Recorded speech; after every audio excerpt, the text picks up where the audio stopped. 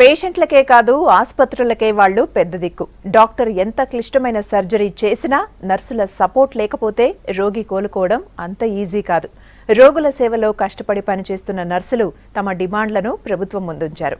Nursing profession day సందర్భంగా వాళ్ల సమస్యలు తీర్చేందుకు సర్కార్ సిద్ధమైంది.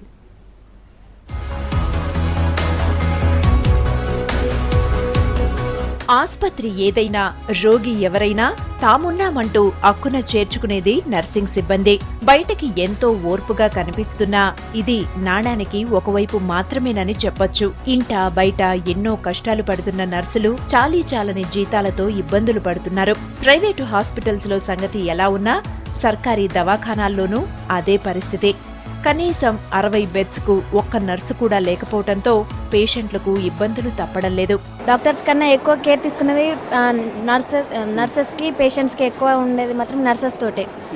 వాళ్ళ ప్రాబ్లమ్స్ అన్ని చెప్పుకోవడానికి ఎక్కువ నర్సెస్లే తోడ్పడతారు. స్టార్టింగ్ నర్సు అనేది మేము స్టార్టింగ్ పేషెంట్ వచ్చిన దగ్గర నుంచి ఆయన ఎన్నో ఆపదల నుంచి వస్తున్నాడు. కానీ మాకు ఆయన ఎంత టెన్షన్ ఉన్నాడో ఆయన వచ్చే టెన్షన్ని బట్టి కాకుండా మేము ఆయనతోని ప్రాబ్లమ్స్ సాల్వ్ చేసుకుంటూ వాళ్ళకి సేవ చేయడానికి వస్తుంటుంది. ఇట్లా సేవ చేసినా కూడా మాకు వాళ్ళ దగ్గర నుంచి హెల్త్ ప్రాబ్లమ్సే కానీ అన్ని ఇన్ఫెక్షన్స్ కానీ మేము ఎదుర్కొన్నా కూడా వాటిని అన్నింటినీ భరించి ముందుగా పేషెంట్ని సేవ చేస్తాం. నర్సింగ్ సిబ్బంది పేషెంట్లను సరిగా పట్టించుకోవడం లేదన్న విమర్శలు ఉన్నాయి. గతంలో ఓపిక్గా ట్రీట్ చేసిన నర్సులు ఈ మధ్య సహనం కోల్పోయి ప్రవర్తిస్తున్నారన్న దానిలో కొంత నిజం ఉందంటున్నారు రిటైర్డ్ ఎంప్లాయీస్. రాష్ట్ర విభజన తర్వాత ఉద్యోగుల ఖాళీలు భర్తీని పట్టించుకోవడం లేదంటున్నారు.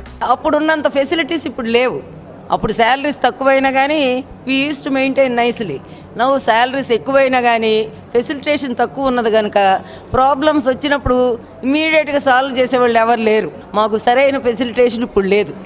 నర్సెస్కి షార్టేజ్ ఆఫ్ నర్సెస్, తర్వాత పని ఎక్కువైపోయింది, నర్సెస్ లేరు కనుక మేము ఇప్పుడు అప్పుడున్నంత ఇదిగా మేము ఫెసిలిటేషన్ చేయలేకపోతున్నాము అని మీరు అన్నా కానీ మేమేం చేయలేము దానికి, ఎందుకంటే government has to do all the things. Nursing సిబ్బంది ఇబ్బందుల్ని దృష్టిలో పెట్టుకుని త్వరలోనే 1000 నర్సింగ్ పోస్టులు భర్తీ చేస్తామన్నారు వైద్య ఆరోగ్య శాఖ మంత్రి లక్ష్మారెడ్డి. హాస్పిటల్స్ లో నర్సులకు ఎదురవుతున్న సమస్యలు పరిష్కరిస్తామని హామీ ఇచ్చారు. కాంట్రాక్ట్ నర్సింగ్ ఉద్యోగులను త్వరలోనే స్టాఫ్ నర్సులుగా పర్మనెంట్ చేస్తామన్నారు. మరి ఈ నర్సింగ్ విషయంలో చాలా సమస్యలు ఉన్నాయి. వాటన్నిటి కూడా ఒకటిగా మనం సాల్వ్ చేసుకుందాం. ముఖ్యంగా ఈ పేషెంట్ నర్స్ రేషియో మరి చాలా తక్కువగా ఉన్నారు. మరి తొందరలోనే మరి నర్సింగ్ పోస్టులు పూర్తిగా ఫిలప్ చేయడానికి నిర్ణయం తీసుకోవడం జరిగింది. ఆల్రెడీ ఫైనాన్స్ పంపడం జరిగింది. దాదాపు 1000 పోస్టులను ఇమీడియట్లీ మేము భర్తీ చేయడానికి నిర్ణయం తీసుకోవడం జరిగింది. భర్తీ చేస్తామని మీకు మాటిస్తా ఉన్నాం. మరి అట్లాగే కాంట్రాక్టర్ నర్సెస్ని పర్మనెంట్ చేయడానికి ప్రభుత్వం నిర్ణయం తీసుకోవడం జరిగింది. తొందరలోనే అది కూడా మరి కంప్లీట్ అవుతుంది. అట్లాగే అవుట్ సోర్సింగ్ నర్సెస్ కూడా మరి సాలరీస్ పెంచడానికి కూడా నిర్ణయం తీసుకోవడం జరిగింది. ఈ సేవకు మరి మా లక్ష్మారెడ్డి గారు గుర్తించి 1000 మందిని సిస్టర్స్ ను అపాయింట్ చేసేదానికి ఒప్పుకున్నాడు. కాంట్రాక్ట్ నర్సెస్ ను కూడా రెగ్యులరైజ్ చేసేదానికి కూడా ప్రభుత్వం ప్రయత్నం చేస్తుంది.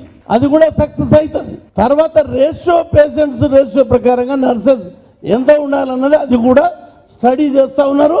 ముఖ్యమంత్రి గారు గవర్నమెంట్ హాస్పిటల్ కార్పొరేటర్ హాస్పిటల్ కు పోటీగా తయారు చేయాలని చెప్పని ప్రయత్నం చేస్తున్నారు. నర్సింగ్ కోసం స్పెషల్ డైరెక్టరేట్ ఏర్పాటు చేస్తామని నేతలు హామీ ఇచ్చారు. ఎంతో సహనంతో రోగికి ఆత్మస్థైర్యాన్ని నింపుతూ కంటికి రెప్పలా రోగి ఆరోగ్యం బాగుపడే వరకు సేవలందించేది నర్సులు మాత్రమేనని అభినందించారు.